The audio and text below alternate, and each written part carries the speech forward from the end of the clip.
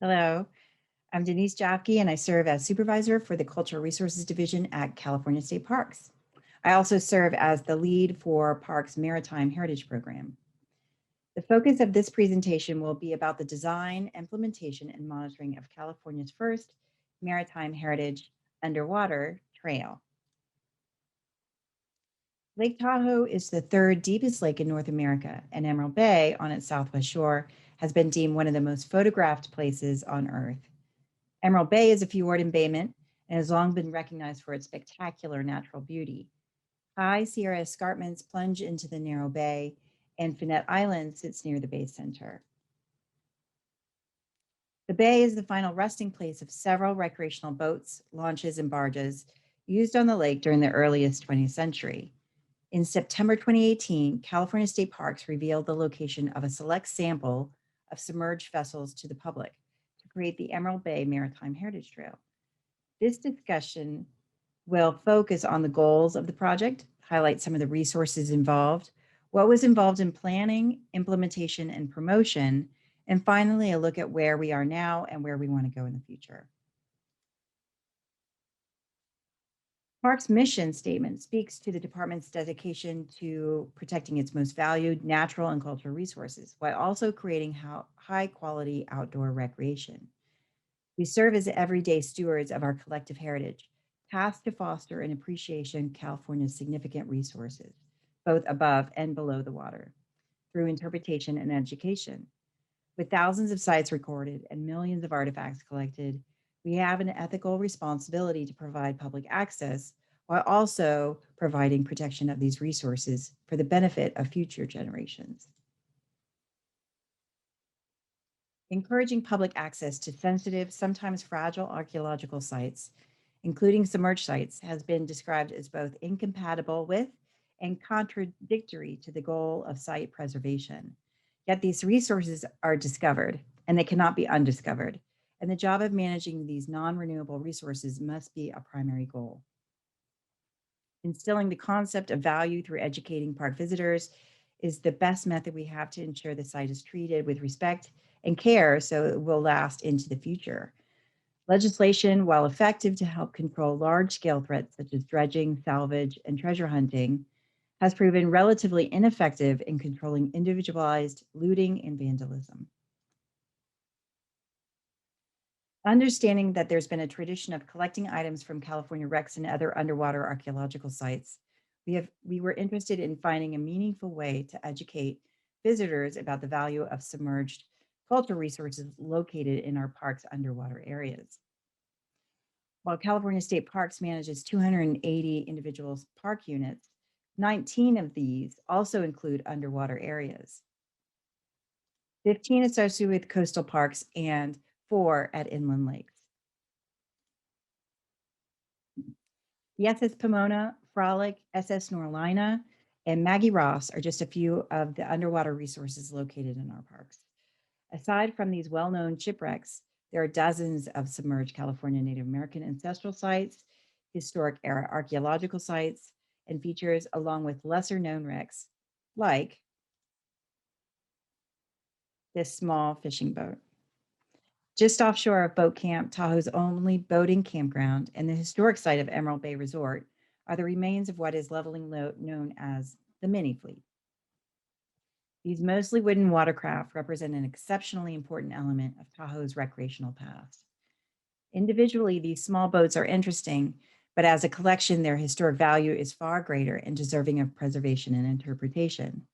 We just needed to design an interpretation strategy most appropriate for an archaeological site that includes both terrestrial and submerged resources. We settled on the Maritime Heritage Trail concept. With the longest coastline in the continental US, Florida has been intimately tied to the sea, leaving a legacy of remains and reminders of the past. In 1998, the Florida Bureau of Archaeological Research proposed to develop a conceptual maritime heritage trail in Florida that would provide tourism and historical information about the broad range of resources already available to the public. The goal was to establish the trail that would promote resources based on similar themes, including coastal environments, coastal communities, coastal forts, lighthouses, historic ports, and historic shipwrecks. The following year, the state was successful in receiving a NOAA grant to hire a researcher and graphic designer to design a website and print 3,000 brochures and posters. The posters, two of which are shown here, were designed as a set and were intended for display in school classrooms, libraries, and other educational venues. The Maritime Heritage Trail provided a way to promote heritage and history while adding to existing tourism opportunities. The concept took hold, and here are a few examples of other maritime heritage trails. In Biscayne, in Florida, in Saipan, highlighting World War II features, the Great Lakes, and also the Cayman Islands.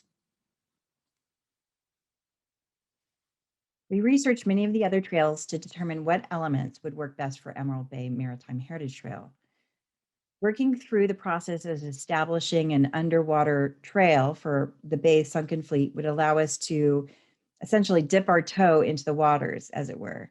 It would essentially be a pilot program to gauge public interest and better understand potential impacts through a prescribed monitoring program.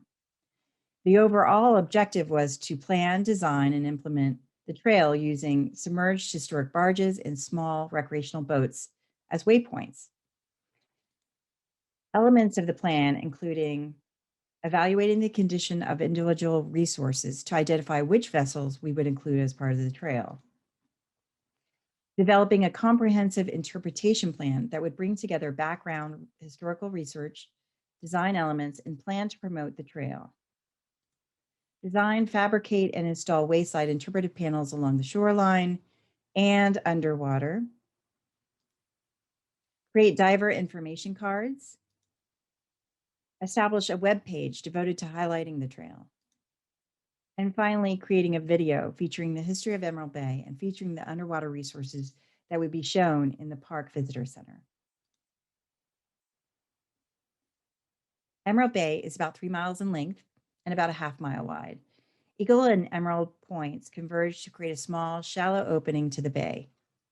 The mountains at the head of the bay form a majestic background with Mount Black appearing as a jagged and irregular ridge behind two conifer-covered sister peaks. Emerald Bay is obviously special.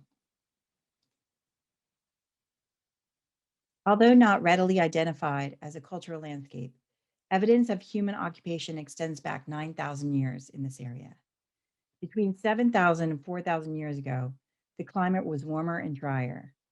Locally, the water level of Lake Tahoe declined, but was one of the few lakes that didn't dry up completely. More people moved into the uplands to better resource conditions. Evidence of this period is in the submerged tree stumps, which stand rooted on the floor of the lake, as deep as 20 feet below current lake level. These ancient drowned forests date from between 6,300 and 4,800 years old. Some of these rooted tree stumps are located in Emerald Bay. We have yet to identify evidence of living surfaces that are now submerged in the bay, but they have been identified in other places around the lake. Lake Tahoe is at the center of Washoe homelands, yet the tribe still did not own land around its shores. The first land purchase at the lake happened in 1865, when stagecoach magnate Ben Holliday purchased the land that wraps around Emerald Bay and Fernet Island. He built a Victorian Gothic revival 2-story, 5-room summer house known as the Cottage. He also built a small cabin on Fernet Island for his caretaker, shown here. It is considered one of the first private houses established on the lake. Holliday, though, suffered economic hardships and the government seized his property due to his debt. There is evidence of extensive logging in the late 19th century east and south of the bay, yet prime land use at Emerald Bay since the 1860s has centered around recreation. The resort was a place where Americans could enjoy the unspoiled fresh air, clean water, while hunting, fishing, and exploring as a family. Many small resorts began to spring up around the lake, including the first Emerald Bay Resort, located at the head of the bay below Eagle Falls. In 1880, Dr. Paul and Lucy Kirby purchased land owned previously by Holliday and established a summer resort that included a hotel, cottages, tent cabins, and a steamer landing. This is land that would eventually be transformed into what we see as the Vikingshome Historic Complex. Built between 1928 and 29, the mansion is considered one of the finest examples of Scandinavian architecture in the Western Hemisphere and listed on the National Register of Historic Places. The second and more well-established Emerald Bay Resort was constructed on the northwest shore of Emerald Bay, where campground exists today. The Emerald Bay Resort became popular amid a growing interest in the conservation of our national natural heritage. In 1906, California's first state park, Yosemite Valley and Mariposa Grove, was elevated to become a national park. By the time Emerald Bay Resort was laid out along the north shore of this scenic, pristine spot, most major US cities had been established, and all the while, wagon paths, train tracks, and finally highways scaled mountain passes. In the first decade of the 20th century, middle class folks in and around cities increasingly embraced the idea of an escape or vacation. The lakeside camps that sprouted up for affluent families in the mid to late 19th century made others aware of the possibilities of retreat to beautiful remote locations. Others of more modest means, but who had funds to allow a couple weeks of escape from the city.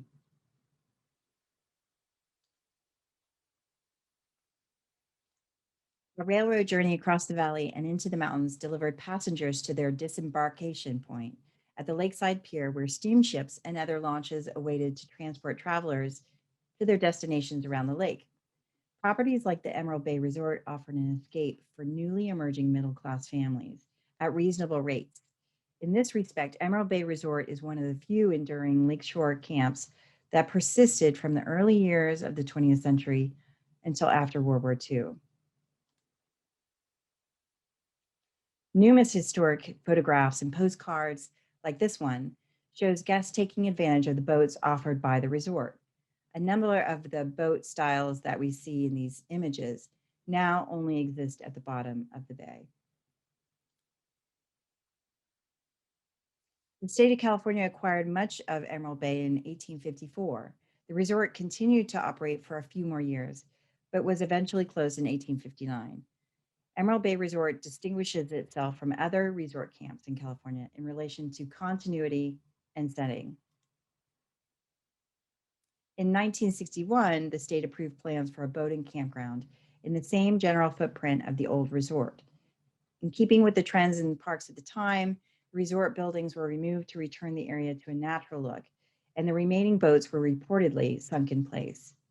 Boat camp has been configured to utilize many of the features left from the resort, including structure flats and trails, while other numerous landscape features persist.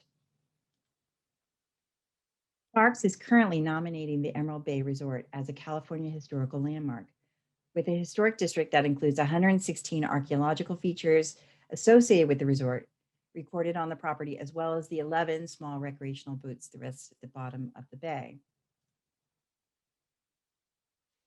Usually it takes time to discern what makes something historically significant, and Emerald Bay Resort and the boats that now rest in the bay are no different.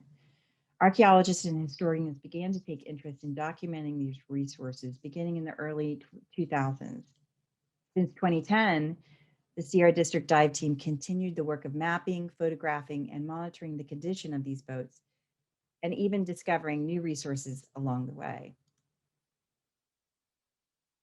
As an important first step toward planning the Maritime Heritage Trail, the team relocated many of the original 8 boats recorded a decade earlier.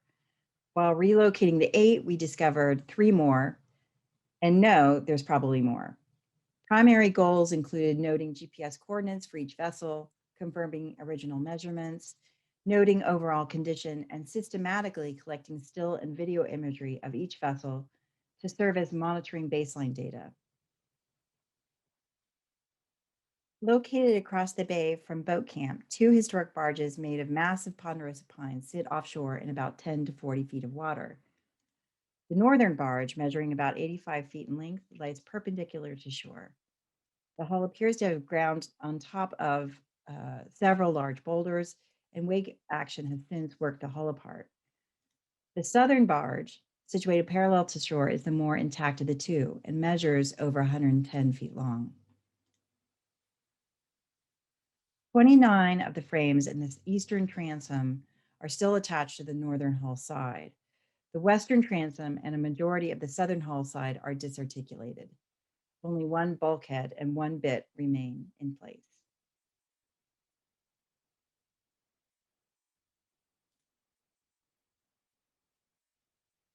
Natural deterioration has begun in the bulkheads at the southern end of the south barge, and some organized salvage attempts have succeeded in removing approximately 75% of her decking. Yet overall, hull integrity is good. Although the barges share many similarities, they appear to have been built by different shipwrights upon the same general plan. Details such as the way in which the bits are set in the corners and the difference in scarf alignment point to an experienced shipwright building the south barge, whereas the northern barge may have been constructed by a carpenter.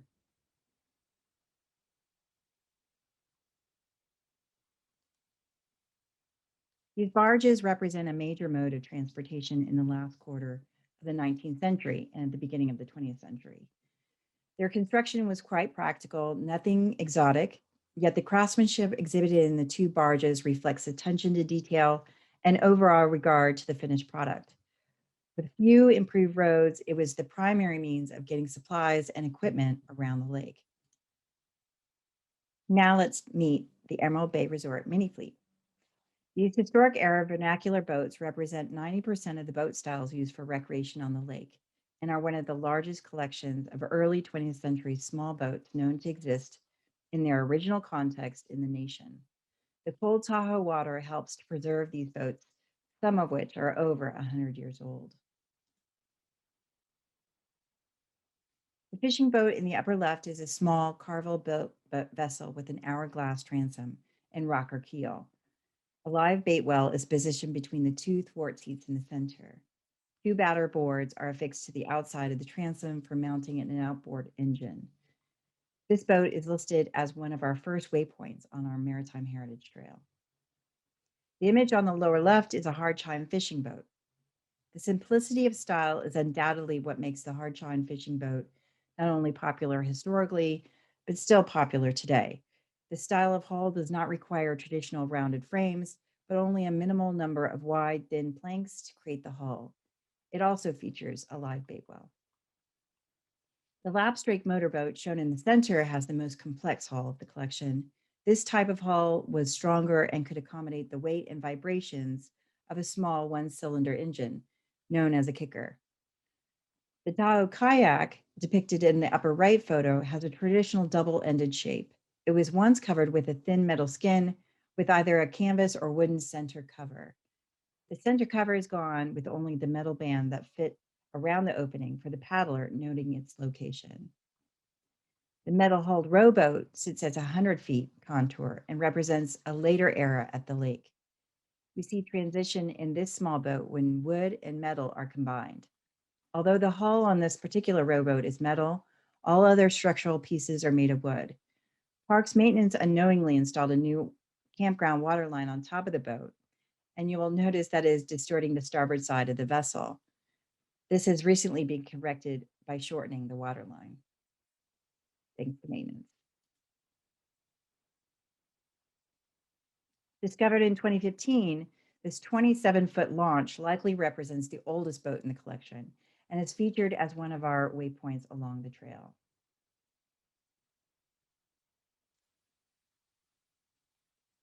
The vessel was built at Stevens Brothers Boatyard in Stockton. The resort owner at the time purchased the boat and brought it to the lake in 1926 to provide day excursions for resort guests. It reportedly sunk in 1941.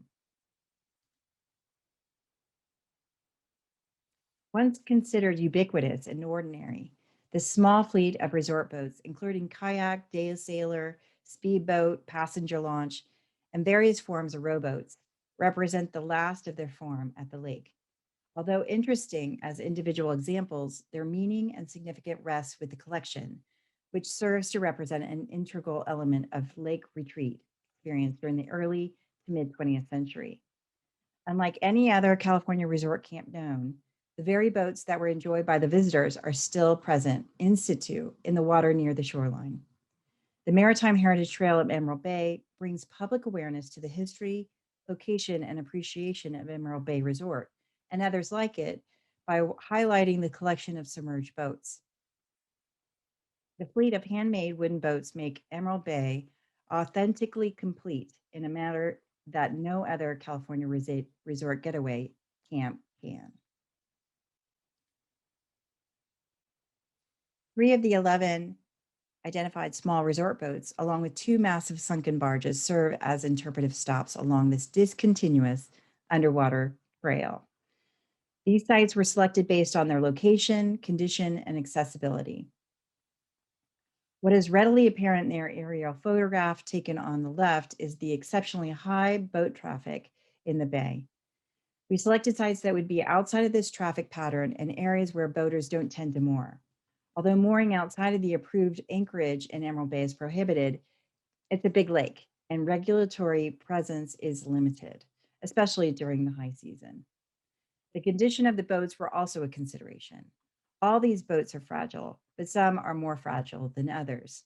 Novice divers often experience difficulty controlling their buoyancy and tend to grab onto things, including a fragile wooden boat hull, to stabilize themselves. Lastly, accessibility. While the boats are located at different depths, it was important to select sites that would be within recreational limits of diving, especially at high altitude. Divers must take special precautions diving at high altitude because depths and decompression limits are different than those at sea level, and they are at greater risk of decompression sickness. In collaboration with Parks and the Sierra State Parks Foundation, Far Western Art Director Tamara Norton designed dive information cards for the three boats and two barges that make up the trail. They are made of PVC and meant to be taken with the diver as they visit the boats. A total of 100 sets of dive cards were ordered and distributed the month before our grand opening in 2018. Over half were sent to the 8 dive shops that serve the region, including Reno, Carson City, Auburn, and Sacramento. The other half were given to Sierra State Parks Foundation to sell in their online shop. The foundation funded the cost of design and fabrication of both the dive cards and the underwater interpretive panels. To match the existing environment, we chose a rough block natural granite base for the interpretation panel. Since the bottom of the bay is made of fine silts, we wanted something that would have relatively large surface areas to sit on top with little risk of burial over time. While a thin layer of fine silt can cover the panel, since it sits flat, a quick wave of the hand will remove it. If we had a chance to do it again, an angled face might have worked better, but that would have also required a taller base and heavier block. Since a few of the sites are located at depths of 60 feet, we chose a simple black sans serif font on white background with a simple illustration of the representative boat. The summer before fabrication of the panels, we placed samples at the base of mooring lines for a summer to see how they would handle being underwater. All of them stood up well, but we chose a material that appeared to resist algae growth the best. It's been 2 years since we've installed the block panels, and there's no sign of deterioration to the plaque as of yet. June 2018, we installed the interpretation panel blocks, but before the blocks were lowered from the vessels, divers would confirm location of each site so the captain could maneuver and lower the blocks near but away from the boats. The divers, working in teams of 2, would then reposition the blocks to their desired location using lift bags. Lastly, Parks public communication staff, with assistance from field staff, created a web page that included historical information, short video clips, map, and digital copies of the information cards so divers could download and print their own on waterproof paper. Of the objectives we outlined at the beginning, we had successfully completed all but the video for the visitor center, but our partners at Sierra State Parks Foundation are still interested in making that happen. Then it came time to plan the party. Parks hosted a grand opening ceremony on September 28th to promote the Emerald Bay Maritime Heritage Trail, specifically, but more importantly, to bring awareness to California's underwater parks and the state's submerged cultural and natural resources that we manage. A total of 50 participants boarded the Serenity at Sugar Pine Point State Park, located on the lake's west shore, and traveled to Emerald Bay for the Facebook Live Dive event hosted by Zoom. The underwater tour that was part of the event involved planning and support from other dive team members. The diver leading the tour would be shadowed by a dive buddy to assist if necessary, along with two additional support divers who would handle the communication cables so they wouldn't drag or snag on portions of the barge during the tour. A pilot operating an ROV acted as cameraman. Lifeguard on a paddleboard and safety divers in a Zodiac offered surface support as needed during the event. All this had to be choreographed so folks knew where they needed to be and when during the live tour. All this had to be planned out in advance. The day before the opening ceremony was media day, and everyone involved needed to know key talking points so we could deliver a clear, consistent message. All divers and support staff received a copy of the talking points days before the event so they could familiarize themselves with the history and intent of the project. It was important to get this information to all team members since you didn't know who would be interviewed during the two-day event. Now that the trail was considered open, what was next? We knew that community involvement would be key to successful management of these submerged resources. Other stewardship programs have noted that people helping to monitor shipwrecks in their own backyards are among the most effective means of resource protection. By encouraging local people to become engaged and invested in their maritime resources and to value them as historical and economic opportunities for their community, long-term preservation goals can be met. We were successful in recruiting a few locals to help keep an eye on things, including the owner and operator of Tahoe Dive Center, located on the lake's east shore, and president CEO of Marine Taxonomic Services, well-respected company who monitors and removes exotic species from the lake. We also have friends outside of the region, including UC Davis Bodega Marine Lab, Indiana University Center for Underwater Science, and University of Southern California Wrigley Marine Science Center. Indiana University taught our team to use photogrammetry to monitor condition of these resources over time. USC students and staff helped the dive team to collect imagery and process the data annually. These 3D models can then serve as interpretive elements in their own right. All you need is a 3D viewer. Kramer, Diving Safety Officer for California State Parks. We're here at Emerald Bay State Park working on management of our submerged cultural resources. The department has a diving safety program, and the goal of that program is to support the California State Parks mission of helping to protect and preserve California's natural and cultural resources. And then, of course, we also support the public safety mission of the department, helping with search, rescue, and recovery. Today, we're here working in collaboration with Indiana University, UC Davis, University of Southern California, to help prepare for a workshop that'll be held later this fall, helping to teach other scientists how to do cultural preservation through the American Academy of Underwater Sciences. I'm Denise Jaffke.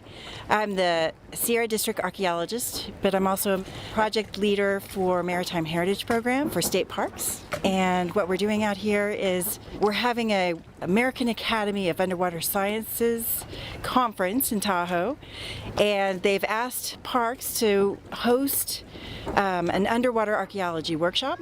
So today we're just prepping for that, doing some methods, testing what sites we want to highlight for the workshop. Emerald Bay was designated as an underwater park in 1994 officially, and so since that time we have been documenting underwater cultural resources, of main of which is what we call the mini fleet. It's the small recreational boats that were here as part of the Emerald Bay Resort that was here at the turn of the century into the 1950s. And so we have two big barges across the way. That was always a popular dive site since 1998. And since then, we've recorded about 11 small recreational boats that appears to be sunken at their moorings. And we know they're from the Emerald Bay Resort because all of them have a little bit of paint left that we can tell the green on white. So we can tell that they're part of the original resort. And it seems like we're finding a new boat every year. And we found a new one just about a month ago when we were installing interpretive panels. So today what happened is the divers went in and they practiced scientific data collection techniques. So they used measurement, photography to help assess the conditions, and then also photographs that can then be turned into a 3D model called photogrammetry, which is used of course on land but is just being perfected underwater. So instead of having divers take the measurements, make sketches, now in a fairly short amount of time, a diver can take thousands of photos using a camera such as GoPro and then let the computer software stitch those images together, and we can get a detailed, highly accurate 3D model that can be used over time to measure condition change and share this information with the public so they can help to understand and appreciate our maritime heritage of California. What do I love about underwater photography? I think it's just one of the coolest things to do, in the fact that our environment is so much under threat. And for me personally, to try and get that message out that we do have an amazing planet here. And through my pictures and video, that I can educate people who don't have the opportunity to see what I see. It's important to partner with our academic institutions. They provide students, and we do field work, and they do write-ups, master's theses and such, and so we get a lot of research benefit out of it. Like many of our programs in the department, being able to focus on helping to preserve and protect some of the best features and values of California for future generations is rewarding and a privilege to be involved in. So just like other programs, natural, cultural, maintenance, our divers get to be a part of helping to promote state parks in a way that's meaningful. Nice. Yeah, I'm rocking my guts out here.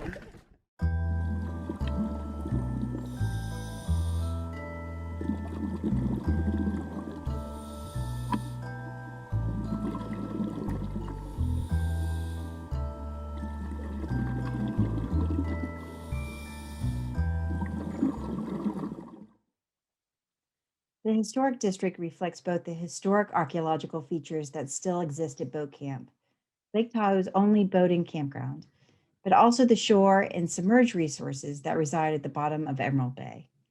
Continual use of the bay through today, including Boat Camp and the Maritime Heritage Trail, illustrates the lasting attraction of this place. Today, these boats are preserved in a submerged state beneath the cold, fresh water for visitors to enjoy, as snorkelers can access more shallow sites, divers in deeper water, or remotely through 3D imagery. And you never know who you're going to inspire to help tell the story.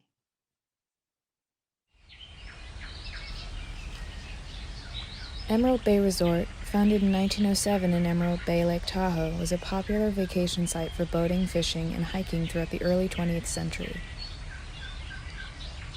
During World War II, the resort went bankrupt, and the boats were scuttled, sunk deliberately, to the bottom of the bay. Years later, Emerald Bay has become a popular boating spot and dive site for locals and tourists alike. The rise in water traffic is causing these underwater artifacts to rapidly deteriorate. In an effort to preserve the information from these sunken vessels, Lynn Dodd, associate professor at the USC Dornsife College of Letters, Arts, and Sciences, has collaborated with staff from the California State Parks to develop the first underwater maritime heritage trail in California, allowing divers to study and explore this unique boat graveyard in Emerald Bay.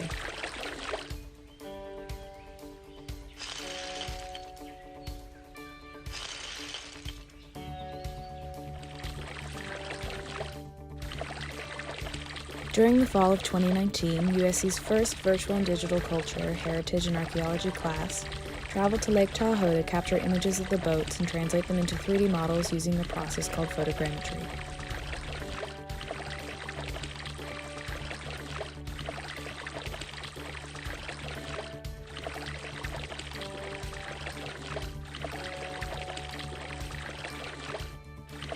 To create a 3D model, divers took a series of photographs above and around the boats. These underwater images were then color corrected and uploaded to Agisoft Metashape software, where the data could be rendered into three-dimensional models like the one seen here.